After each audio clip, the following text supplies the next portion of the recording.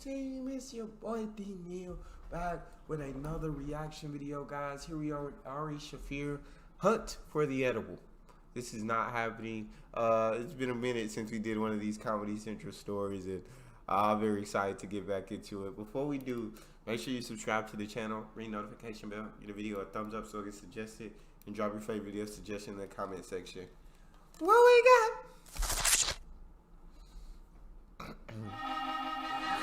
Yeah, somebody's like, that's cheating. I'm like, this is fucking drug hiding. There's no rules.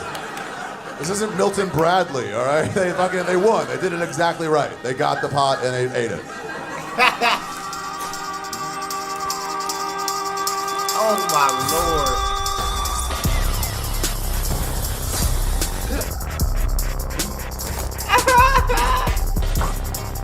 That's terrible. That's terrible.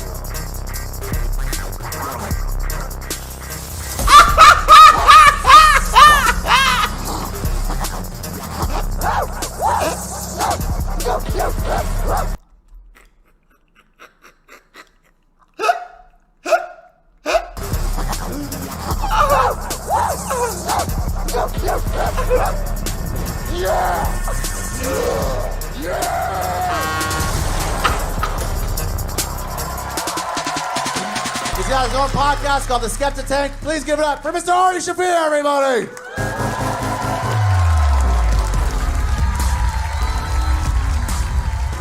I go to UFC events a lot, and my friend gets me tickets, Joe Rogan. He's my buddy, and I like to get high. I like to get super fucking high and go to UFC events. The first 3 or 4 were really fun, you know, it's exciting, people punching each other, but then it got fucking boring after a little bit. So I needed to get blasted on marijuana edibles. Yeah, my friend's like, how do you smuggle them in? I'm like, in your stomach, that's how you smuggle them in. Because as soon as you get to the parking lot, you just eat that shit and then fucking have a great time at the UFC. It's like 6 hours long, and those pot cookies last sometimes 6-7 hours. And in LA, we have the best system. You just go to a dispensary, like a fucking gentleman, stop by a store, say, what are you doing? Like, I'm going to a UFC event. They're like, oh, I got just the cake for you. And they'll fucking pick one out. They'll help you with it, too. Anyway, so we take these pot breast strips. Have you guys ever had the pot breast strips? The marijuana breast strips? No? All right, well, you've had them. They're great. They come 2 to a pack. They're in those little Ziploc bags, the ones that are like that big. The ones that are like only for drugs. There's nothing else you have to keep fresh in that size. What else? What do you have to keep one apple seed from going sour? I don't know how they manufacture those. I think they're for anything else. They're for fucking heroin, crack, and a little bit of pot edibles. So they're breast strips. They're like Listerine breast strips, but they have, I don't know how they make them. Scientists, pothead scientists that put marijuana in them. And they get you, the proper dose is half of one. They come 2 to a pack. So it's a party for 4. And yeah, you have to fold it in half and crease it and then tear it in half. And you eat half, the other person eats half. It does not make your breath smell good, by the way. Yeah, it makes it smell like weed. You need a real breath strip after you're done with it. So one time I took a full one. Oh no, I took 1 and a quarter because somebody wasn't going to join in. So we were like, fuck it, let's just keep going. And I was high for 27 hours. God, 27? My Lord. And I was high for 27 hours. Jeez. Yeah. It's too long to be high for. Yeah. I woke up in the morning, I was like, I'm really groggy. And then by 3 p.m., I'm like, why am I still groggy? Oh, I'm high as shit. I'm still super high. So I take them with Joey Diaz. We take them, we sit there, we're like, oh, I kind of feel them. And then after a while, we're like, like, yeah, I feel them. You just get blasted. It's a fun way to watch the fights. It really is. It's hard to score the cards. To score the rounds. Like, who's winning? I'm like, I don't know. They're both trying really hard. I know they're both good at sweating, so maybe 1 round apiece. I don't know. Yeah, when somebody does get like, he won 30-27, like, oh, so close! And it's like, it was a blowout. You're like, well, I don't know, man. I don't know. It's the best way to watch fights. And I would tell people on podcasts and stuff and on Twitter how I did it, and people are like, oh, that sounds so cool. And after a while, I was like, I feel bad for the people who can't live life like a California person does, you know? Yeah. Doesn't have access to the medical grade marijuana shit we have all the time. Exactly. So I decided I was gonna like bring some to Vegas to a fight and just give them to a fan. and just let him watch the UFC the way I watch the UFC. Fucking obliterated out of my mind on a marijuana edible. Instead of just handing it to somebody, I decided I was going to have a scavenger hunt. Yeah, so Rogan does the weigh-ins on Friday afternoons, and then the fights are on Saturday nights. So half the stadium will get shut down for the weigh-ins, and I can walk back there with them. So I have access to half of the MGM Grand Garden Arena, and I can just walk around, and I just hid stuff. They're like that small. They hide anywhere. So I taped it to the bottom of a men's bathroom sink.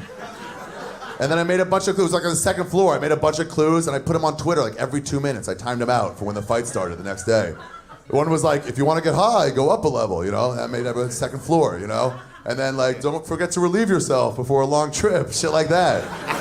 And eventually somebody got to the bathroom, he followed the clues, got to the bathroom, was like, I think it's here, and fucking went underneath the sink and pulled off this little drug bag.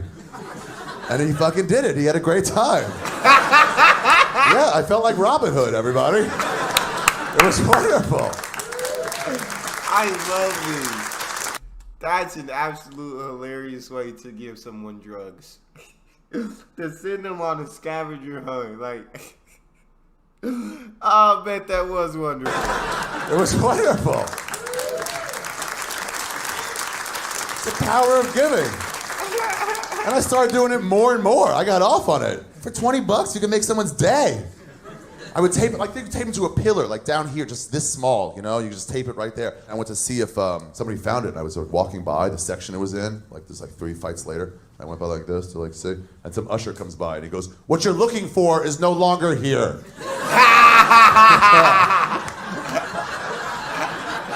I guess a bunch of people had come by, like looking. Because that's the thing, I don't tweet like, hey, party's over, somebody found it. I just like put the clues out, and then when somebody gets it, they get it. Oh, it's great. It's so much fun. And then I started doing it at comedy shows too. One time I just taped those breast strips to the bottom of a chair in Philadelphia, and then I wrote on Twitter. I was like, if anybody, no clues. I was like, if you follow me, look under your chair. If you find it, you get it. If not, somebody in the next show will get it. If not, somebody in the next show will get it. So the very first show, Wednesday night, these two like 22-year-old kids, they just waited till the show was over and went under all the chairs. Yeah, somebody's like, that's cheating. I'm like, this is fucking drug hiding. There's no rules.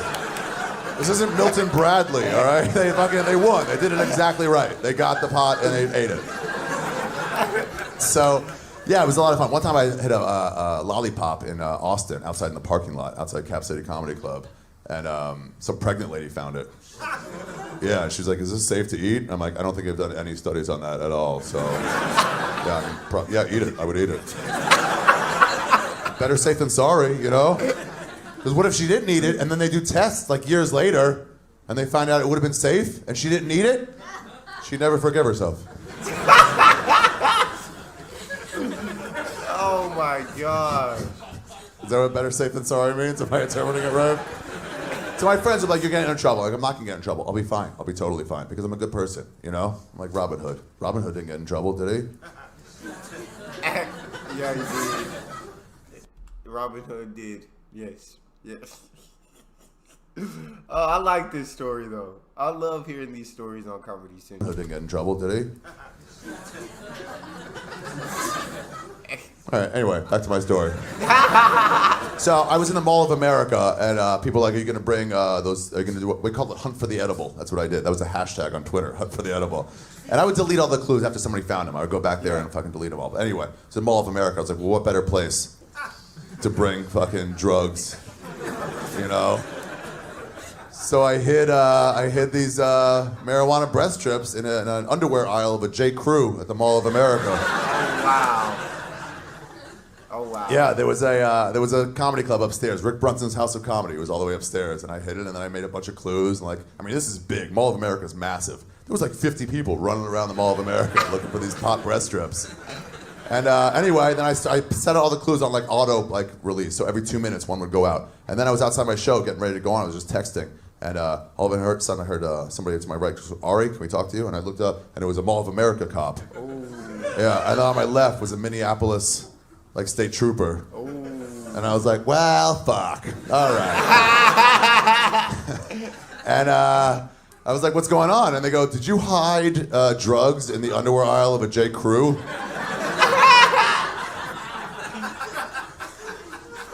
And I mean, I was gonna deny it, but that wasn't a lucky guess, you know?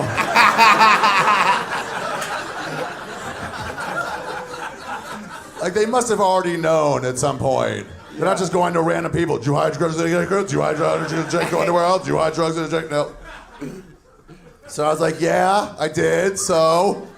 And they're like, it's super illegal here. I'm like, yeah, obviously, I'm really scared.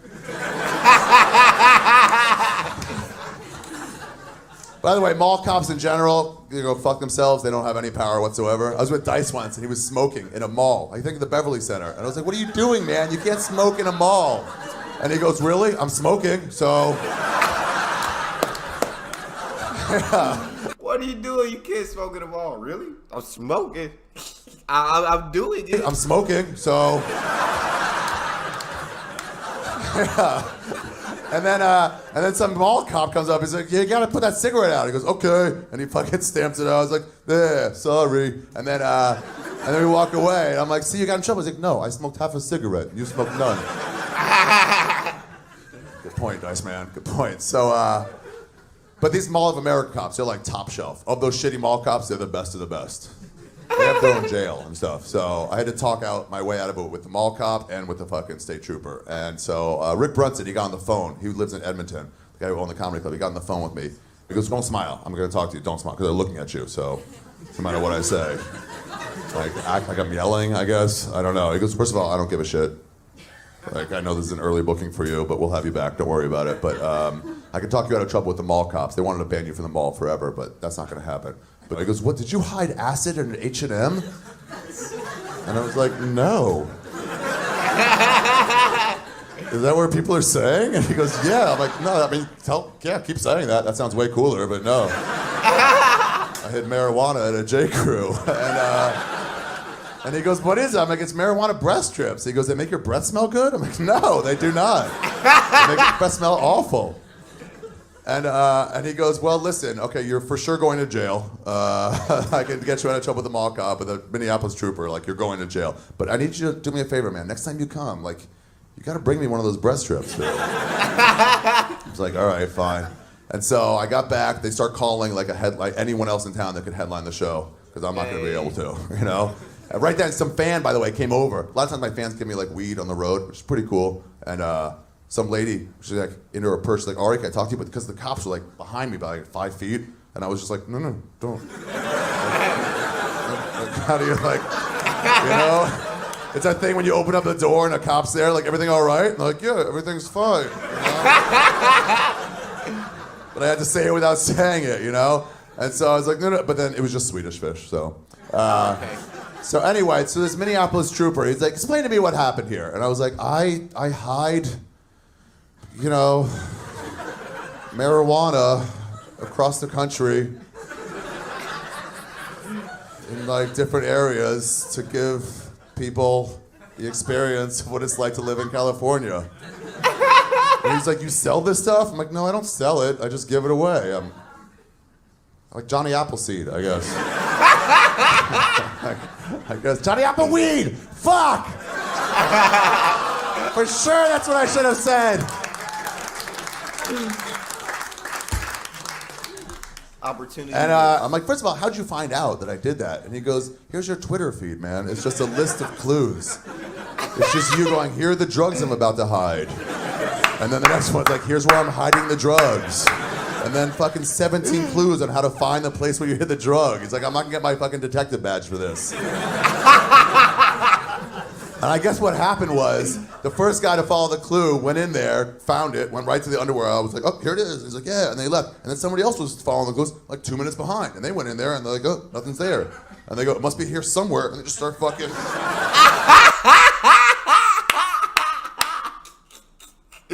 I'm dead. In there and they're like, "Oh, nothing's there." And they go, "It must be here somewhere." And they just start fucking throwing shit around in the underwear aisle of the J. Crew until they got kicked out. And then 5 minutes later, somebody else would come in and just start fucking throwing, "Where the fuck are these drugs?" It happened like 8 or 9 times to them. And they're like, "Are we into the worst terrorist attack of all time?" So then somebody called one of the employees and was like, hey, I saw there's some drugs being hidden in your thing. And they found me. It was super easy to find me. And so this cop was like, all right, so explain to me, it's marijuana inside a breast strip? I'm like, yeah. And he asked me the thing, does it make your breast smell? No, it's awful. And I think he thought I was just like a good person, I guess. And I didn't have any ill intention. I wasn't selling it. I was trying to make a profit. I was just giving it to people. Johnny Appleweed. And he goes, so explain this to me. Was it a real breast strip or was it a marijuana breast strip? And I was like, it was a marijuana breast strip. And he goes, no.